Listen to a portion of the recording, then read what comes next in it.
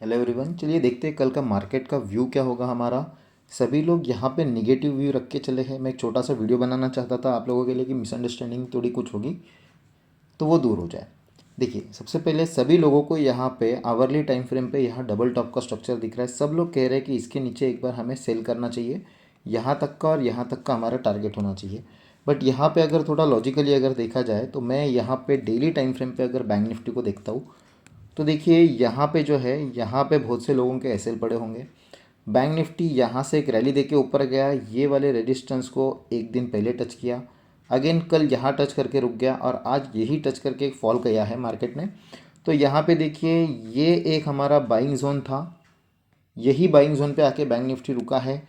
मैं ज़्यादा सरप्राइज नहीं होऊंगा अगर बैंक निफ्टी कल इस रेड कैंडल के 50% के ऊपर ओपन हो जाए और वहाँ से अपसाइड रैली स्टार्ट करे। बिकॉज क्या होने वाला है, देखिए मेरे अकॉर्डिंगली मुझे ऐसा लगता है कि अगर कल बाई चांस बैंक निफ्टी इस जोन के ऊपर अगर ओपन हुआ 41,500 के ऊपर, जो एक अच्छा खासा राउंड नंबर है, तो इमीडिएटली बैंक निफ्टी ये वाला ट्रेंड लाइन को यहाँ से ब्रेक करेगा और एक अच्छा खासा रैली देगा हमें यहाँ पे। अगर हम इसे ही डेली टाइम फ्रेम पे अगर हम देखते हैं तो हमारा टारगेट ऑलमोस्ट आपको बताओ मैं तो यहाँ तक आपका हो जाएगा 41,800 के अराउंड हमारा टारगेट यहाँ पे हो सकता है। सबसे पहले मैं 41,800 का टारगेट यहाँ पे कंसिडर करूँगा, उसके बाद मैं डायरेक्टली 42,000 के लिए यहाँ पे वेट करूँगा। ठीक है, इसी तरीके से अब देखिए सिर्फ बैंक निफ्टी को एनालाइज करके नहीं चलेगा, बाकी चीज़ें भी देखनी पड़ेगी। जैसे कि हम अगर निफ्टी को देखते हैं तो निफ्टी भी देखिए यहीं पे आके निफ्टी आज होल्ड कर चुका है।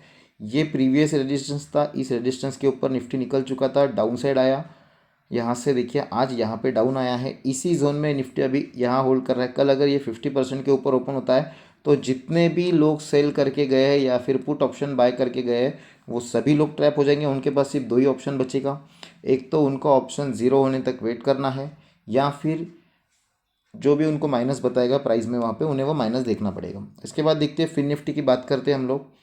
फिन निफ्टी में अगर हम लोग देखेंगे कुछ लेवल मार्क ऑलरेडी करके रखे हैं हमने यहाँ पे। देखिए फिन निफ्टी भी देखिए यही पे, यही वो जोन था जिस जोन के ऊपर पहले फिन निफ्टी ये एरिया के ऊपर निकलने में तकलीफ हो रही थी। इसके ऊपर गया, यहाँ पे देखिए ये वाला इतना रेजिस्टेंस जोन था, एक बार दो बार थर्ड बार टच करके नीचे आया, यही सपोर्ट पे आके अभी रुका है फिन निफ्टी। एच की बैंक की बात अगर हम करेंगे तो एच बैंक जो है देखिए आज एक नॉर्मल शूटिंग स्टार या फिर हमारा ग्रेवस्टोन डोजी का यहाँ पे कैंडल बनाया एच बैंक ने। वो भी क्यों बनाया, यही एक देखिए हमारा रेजिस्टेंस जोन था, एक बार दो बार ये थर्ड टाइम ऊपर जाने के बाद आज यहाँ पे क्लोज हुआ है। अगेन एच बैंक भी यहीं पे ट्रैप करने की पॉसिबिलिटी मुझे ज़्यादा दिख रही है।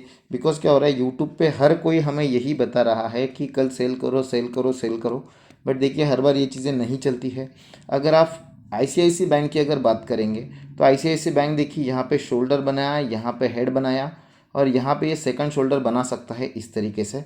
और आईसीआईसी बैंक अभी देखिए इसी एरिया में आया है जो सपोर्ट एरिया है, यहाँ पे प्राइस रुकी, गैप अप खुल के नीचे आई, अगेन प्राइस रुकी, अगेन प्राइस ने एक अच्छी खासी रैली लगाई, फिर उसी एरिया में प्राइस टेस्ट करने आ रही है। तो मेरे अंदाजे से आईसीआईसी बैंक भी अगर यहाँ तक खुलते हैं तो कल यहाँ तक का आपका टारगेट होना चाहिए, लाइक 870-75 के आसपास का आपका कल आईसीआईसी बैंक में टारगेट होना चाहिए। इसके बाद अगर हम बात करें एक्सिस बैंक की तो एक्सिस बैंक भी देखिए मार्केट आज इतना फॉल होने के बाद भी एक्सिस बैंक में कोई निगेटिव कैंडल नहीं है आज।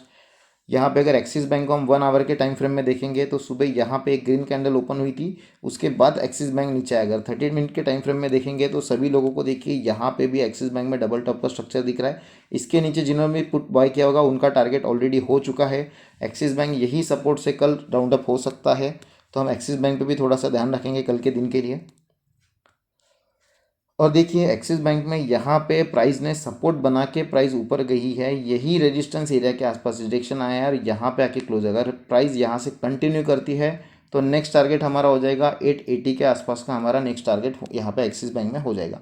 अगर बात करें एसबीआई बैंक की तो देखिए एसबीआई बैंक में भी अभी कोई निगेटिव सिम्टम्स यहाँ पे नहीं दिख रहे, बिकॉज देखिए यहाँ पे जो है एसबीआई बैंक होल्ड कर रहा है।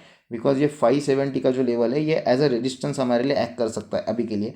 बट एसबीआई बैंक में अगर देखिए तो एक पोल बना है और इसके बाद में फ्लैग बना है। प्राइस अगर और एक दो दिन यहाँ होवर करके ऊपर निकल गई तो एसबीआई बैंक आने वाले टाइम में हमें 590 के आसपास दिख सकता है। तो यहाँ पे बेरिशनेस के लिए कोई मुझे मतलब स्ट्रक्चर नहीं दिख रहा है। अगर मैं बात करूँ कोटक बैंक की, देखिए कोटक बैंक में भले ही आज फॉल आया है, पर कोटक बैंक में कभी उतनी बड़ी रैली भी नहीं आई थी। कोटक बैंक में मेरा बुलिश होने का दो रीज़न है। फर्स्ट ऑफ ऑल देखिए, यहाँ से प्राइस नीचे आना, यहाँ से प्राइस ऊपर जाना, अगेन प्राइस नीचे आना, प्राइस एक और बार यहाँ से अगर ऊपर निकलती है तो ये डब्ल्यू पैटर्न नेकलाइन के ऊपर यहाँ पे हमारा कंप्लीट हो जाएगा।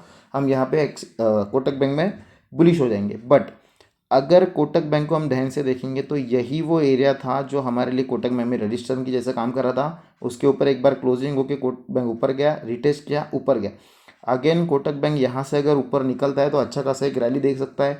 सेकंड चीज़, कोटक बैंक में हमारे लिए अभी के लिए टारगेट यही का हो जाएगा, बिकॉज देखिए इसके पास से इसमें कोटक बैंक में फॉल हुआ था। फॉल होने के बाद में यहाँ पे हम देखेंगे तो एज एन रेजिस्टेंस एक बार काम कर रहा था, सेकंड टाइम भी ये अगेन रेजिस्टेंस की तरह हमारे लिए काम कर सकता है, इसलिए कोटक बैंक पे भी आपको ध्यान रखना है।